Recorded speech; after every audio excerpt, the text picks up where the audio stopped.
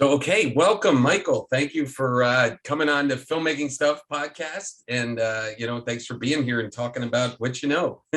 Oh, thanks, Tom. I religiously follow, your filmmaking stuff YouTube channel, and it's informative. I learn stuff all the time that I don't know. Great. Oh, geez, thank you. You rock. Now that you did the paid advertisement that I wrote you, and you read the script perfect, by the way. So let's talk.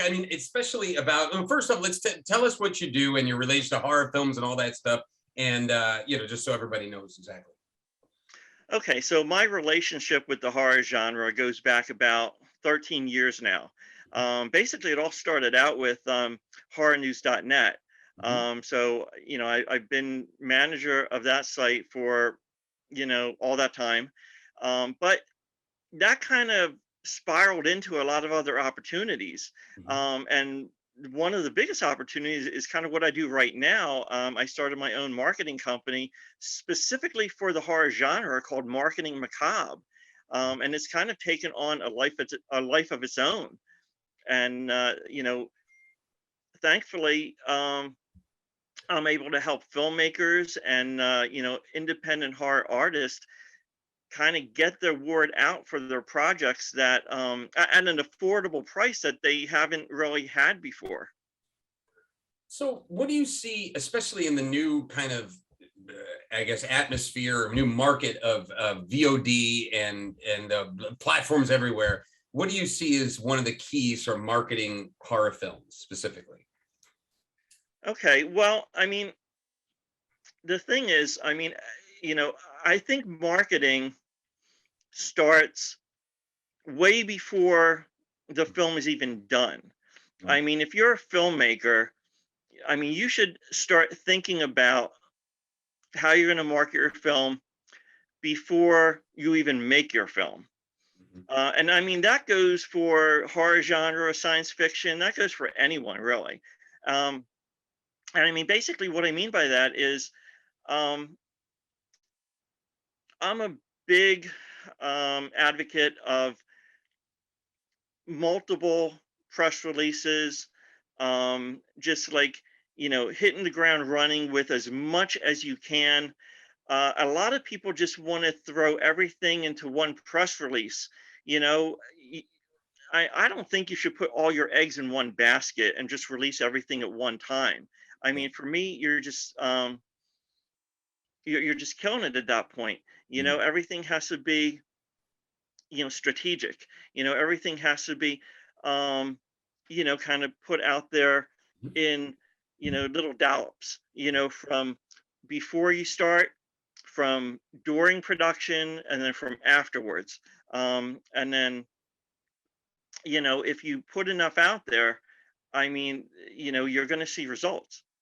And so a film, like, let's just say a film comes to you and it's a horror film. And so what do you do specifically for the film? And follow the question is, after you answer that, is what's the best stage for a film to engage your services, basically? Okay. I've taken on films that have already been complete, Mm-hmm. and then I've helped films out that haven't even started production yet. Um, I'll I'll tell you. If I can I drop some names and things like that? Sure. As long as they don't mind Okay. being out So in public. Yeah. for instance, a gentleman that you're familiar with, Tom Walton. Oh yeah. Uh, Yeah. okay. So he just got a Lionsgate deal with Room 9, Yeah. and he is he's about to shoot the sequel to Room 9. So with Tom, like he hopped on board before he even shot the movie. So I was doing press releases with as soon as he got like an attachment, Mm. we sent a press release out and said Kane Hodder is attached to this movie. We sent another press release out saying, okay, Michael Behrman is attached to this movie. And then we continue the trend. Yeah. I'm working with an independent filmmaker called Mario Cerrito. He's doing a cannibal movie called Human Hibachi.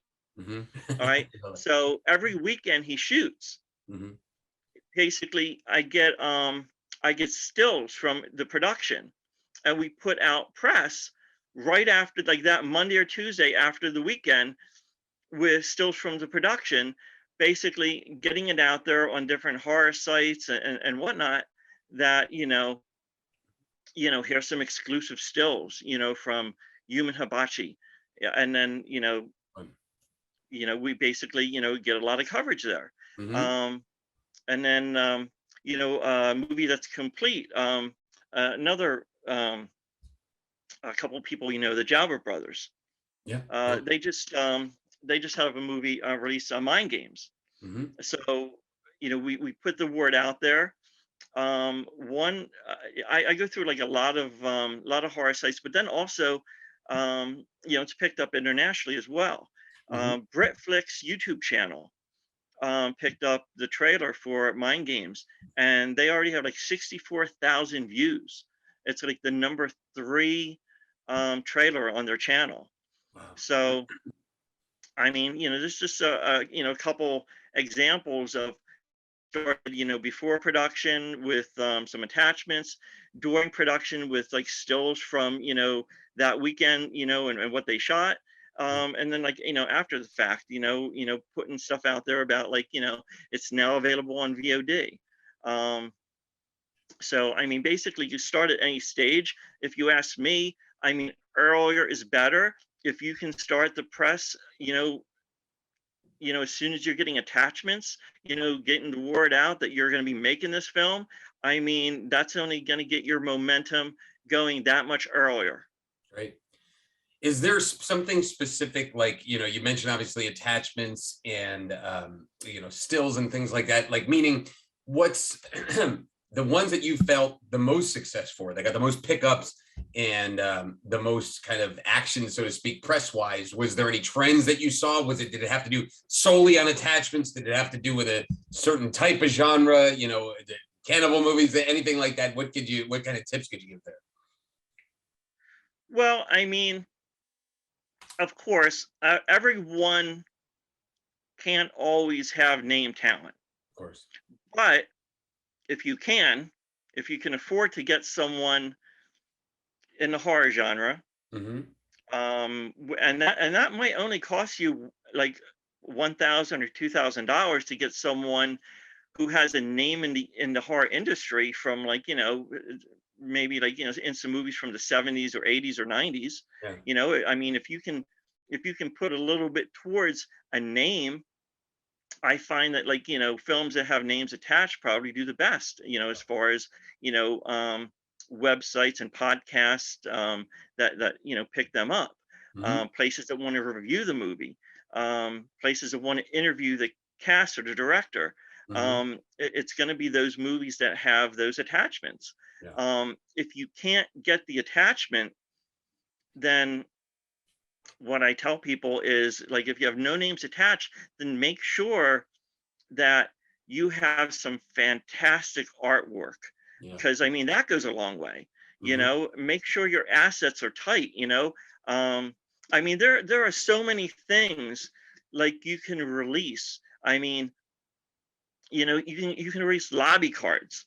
um I remember when Sin City was released, Hmm. they did lobby cards, and they like, I think they had one for each character. You can Hmm. do multiple posters. I mean, you can do a teaser trailer, do trailer number one, trailer number two, do stills, do behind the scenes stuff. There's like um do attachments. There's like 10 different things off the top of my head I can think about for just reasons to put out a press release, you know, Hmm. um, being all that kind of thing. So, I mean, Okay. there's always going to be a reason to, put your project out to the public. Got it. Got it. So now, is there do you advise people to hold off on IMDb listing or anything like that, or does it matter specifically to horror? Because I know in the past, sometimes films that people said, hold off, don't do IMDb yet, because that almost like, blows the load, so to speak, as far as the original press release goes, or it doesn't matter as much with horror. I don't know. I'm asking. I mean, I don't see, um, I don't see a difference from my perspective either way, Okay. when doing the press for the movie. Because I mean, it is out there on IMDb, but I mean, that doesn't necessarily mean that everyone sees it. I mean, once you get press out there and then you start getting on, like, Bloody Disgusting, Dread Central, HorrorNews.net, um, Horror Society, Horror Fix.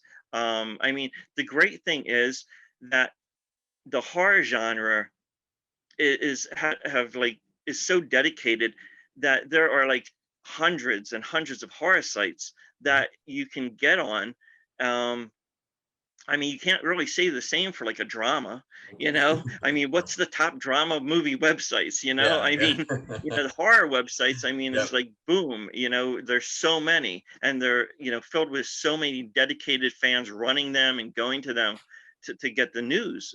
So, I mean, that's really the great thing about, you know, Totally. being polarized and doing like specific marketing just for the horror genre Yeah, being is, niche-y. Yeah, and genre yeah, oriented. you, Yep. Yeah, yeah, yeah. Well, that's a good point. I might have cut you off there at the end, but no, it's yeah, fine.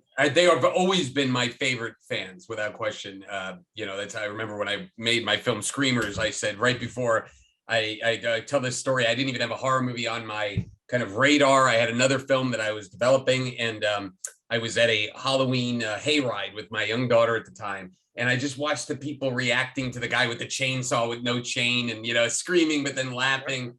And I just remembered how great the fans were. And I said, I decided, I posted on Facebook, I just decided right now I'm making another horror movie. And that was in October, mid-October. By November, I had the financing. We were shooting in February, and that became hashtag Screamers, which I love that movie. So it was truly for the fan. Like a lot of times I've just, again, experienced them being the best of all the fans. So, but Yeah, I mean, that's one thing, you it's can't fun. go wrong.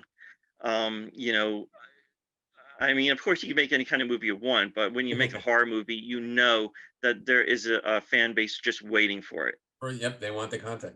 So let me ask you about film festivals and things. Like, would you suggest, the filmmakers that are putting their films out there to go do a festival run first to try to get press? Because I guess obviously that could be a newsworthy thing. They get into Scream Fest or the Fright Fest or something like that, and that starts maybe the publicity cycle. Oh yeah, I mean, the thing is, I mean, you want your film to be as credible as possible, Hmm. so I mean, if you can get a couple awards under your belt, I mean, it's kind of like, just the bragging rights. Yep. um, a lot of people are going to see that, horror movie 1, 2, 3 won best picture at, whatever the film festival might be, and then if they can get like one or two or a couple under their belt, um, I mean, it could draw some more fans. I mean, Yeah. so um, it's definitely a reason to put more press out, but at the same time, it's also a reason, um, that fans might actually see the movie, Yeah. because there's so much content out there. Yeah. So when choosing a movie, I mean, like, you're choosing it on what criteria? Okay, yeah, Hmm. it has an actor I like in it. Hmm. Okay, if it doesn't, okay, so wow, there's some really cool artwork. Or, hey, look, this movie won a lot of awards. Let me check it out. What's the buzz about? Yeah. So, I mean, it's worth the while. Or the trailer's really cool or something like that. But I guess the point that you're making, which is a good point, is that you need to stand out from the crowd, and just not be the bin of horror movies that's being just kind of put on iTunes or Amazon or something like that. You want to make your film stand out from the crowd, so to speak. Oh, I mean, absolutely. I mean, you go on, there are so many VOD channels now. I mean, you go on like Pluto or Tubi or Amazon or, Shutter or, any one of many of them. You go to the horror section. I mean, you have a lot of, um, a lot of things to choose from. Yeah. Um, so, what makes one stand out from another, So, I mean, it all goes back to have quality assets, have, you know, something that, like you said, makes you stand apart from everyone else. Interesting. So have you done it where you've gotten behind a film and that attracted a sales agent or a distributor from the press of the movie? Um, I mean, I think I've helped. I mean, indirectly. Yeah, yeah. I Just got mean, whatever. I believe, you know, what I've told a lot of people, and what a lot of people have, have taken me up on my suggestion, is, when they are making like a pitch deck, or they're making, like, a website, to definitely put out there, because I mean, a lot of these movies are without distribution, Mhm. so they, they put together like all the, press that they've gotten, all the interviews that they've done, Yeah. and the fact that, like, if you're a distributor, Hmm. and I mean, I know there's a lot of different criteria that you look at, but I mean, if you're looking at a film, that has gotten a lot of press already, I mean, that might be, something that sways you from, making, the decision to not get the film, or the decision to, pick up the film and have it be part of your brand. Yeah.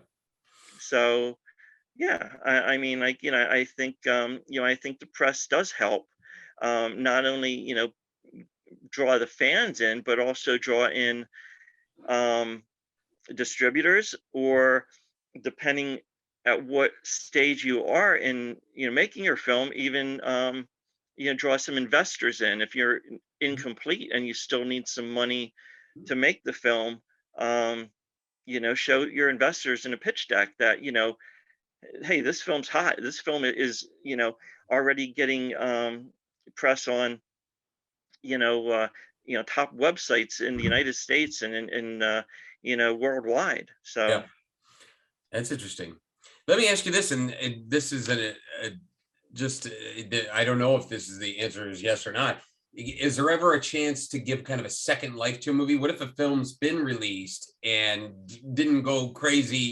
Is there a chance to give somewhat of a second life? And I'm not talking about 2 years later. I'm talking about, within a couple months or so to bring you on if you feel like, what do you think about that? Is that something that you've ever attempted or? yeah, no, I'm actually really glad you asked that question, because I mean, yeah, um, there's always opportunity, Right. because 6 months down the line, I mean, you might have just, maybe your film's been out there, but maybe 6 months down the line, um, you just created some more assets that, like, people don't know about. Mm. You've just, uncovered some behind the scenes stuff, that you want fans to see, and that'll draw some more, eyes to the movie. Maybe, you just signed on with another, streaming site, Yeah. and maybe you want to tell everyone about that, 6 months down the line. Yeah. Very cool. Maybe maybe it's a year or two later, and Halloween's coming around, Uh-huh. and maybe your movie, takes place during that time period. Mhm. um there's always, you know obviously, you're going to get more press when the movie's new, when the Mhm. movie's hot, when it's fresh, but I mean, don't give up. Got it. I mean, you can still promote that movie 6 months, a year, 2 years down the line. And I mean, you could still get some, repeat, press on that, Yeah. because I mean, like, movies, I mean, once they're done and they're out there, Mhm. I mean, they just don't go away in a year or two. Keep Sure. trying to find ways to sway people towards your movie. Come up with Mhm. new, exciting ideas. Always, think outside the box. And I mean, like, Yeah. I love gimmicks. I mean, like, Mhm. it's funny. I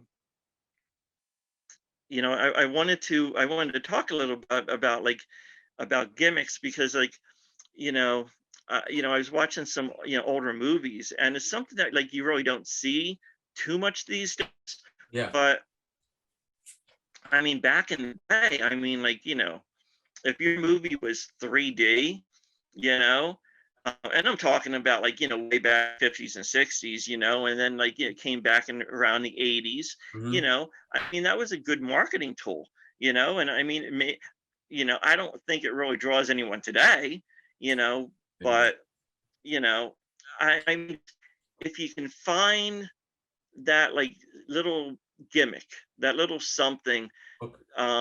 that sets your movie apart. Yeah. I was watching a movie the other day, so like from the early '90s. It was Matinee with John Goodman, Okay. and So, I don't know if you ever seen it, but like he goes to a theater, and like basically, it takes place in the 1960s, mhm. um, and he's like showing like this like B movie. He installs like these buzzers in the seat, and when they're showing the movie, at a certain time they hit the button, all the seats buzz, and then it's time like they release like the someone dressed as Christian going up and down the aisle. I mean, Mhm. obviously we really don't get like the theatrics like that these days in the movie theater, but oh Oh, man, I mean, it was so cool because hey. like you know I Yeah. mean, if you go back like, decades, I mean, people were trying some crazy stuff like that. I just went to a Regal 4D theater with my kids to see Black Widow, and the seats were like a roller coaster. I mean, like the seats are going like this the entire time. Every time there's an explosion, the seats rock. And they had it Oh, for wow. certain movies where it shoots water at you when there's water involved. Oh, But this wasn't working in Black Widow. I don't, or who knows? Maybe there wasn't a water scene. But it was crazy. I mean, it was just so fun to have a different experience in the theater like that, And but that was the theater marketing it, not Black Widow specifically. You know what I mean? right. So yeah. But I mean, still, I mean, in the scheme of marketing movies and marketing the experience, I mean, Mhm. it's cool to have those gimmicks, Yeah, whether you're it not going to comes have that from the film. 4D at your house. Yeah, yeah, Right, exactly. exactly. Yeah. So, Michael, it's great to talk to you on here. Always good to talk to you and get updates. And yeah, man, hopefully continued success on Marketing Macabre. People still hopefully continue to be making great horror and scaring fans like us, giving us new It was experiences. so great talking to you. Awesome, Michael.